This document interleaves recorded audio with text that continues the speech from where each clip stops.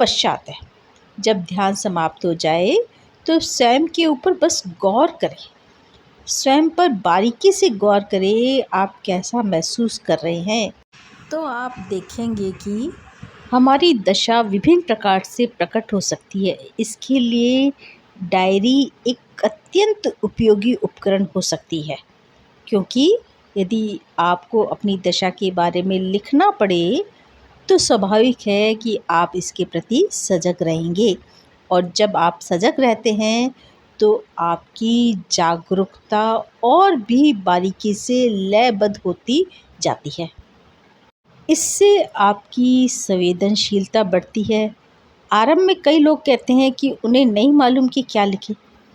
हो सकता है कि पहली बार आप एक केवल वाक्य लिखें या एक शब्द ही लिखें, लेकिन कुछ हफ्तों के बाद आप एक पैराग्राफ भी लिख सकते हैं और फिर जल्दी आप विस्तृत वर्णन करते हुए पेज भर सकते हैं।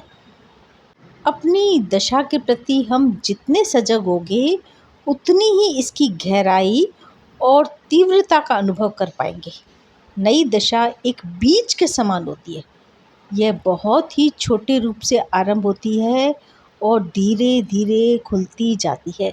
ये भीतर से फैलती है और जीवंत हो जाती है। हमारा पूरा अस्तित्व इसके साथ स्पंदित प्रतीत होता है। जब दशा पर्याप्त रूप से जीवित हो उठती है तो यह उच्चतम स्थिति को प्राप्त कर एक नया मोड़ ले लेती है। अब हम इसे अवशोषित करना प्रारंभ कर देते हैं, हम इसे आत्मसात कर लेते हैं और ये हमारा हिस्सा बनने लगती है। जब ये हमारा हिस्सा बन जाती है तो हमारे विचार, हमारे एहसास और हमारे कार्य इसके विशिष्ट गुण को प्रदर्शित करने लगते हैं। इस प्रक्रिया का एक अत्यंत दिलचस्प पक्ष यह है कि इस दशा को हम जितना आत्मसात करते जाएंगे, यह उतनी ही कम तीव्र होती जाएगी। इसका एहसास क्षीण होने लगेगा।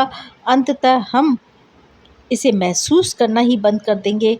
हो सकता है तब हम ऐसे सोचें कि हमने इसे खो दिया, लेकिन यदि आप बारीकी से स्वयं को निरीक्षण करेंगे तो पाएंगे कि ये खोई नहीं है।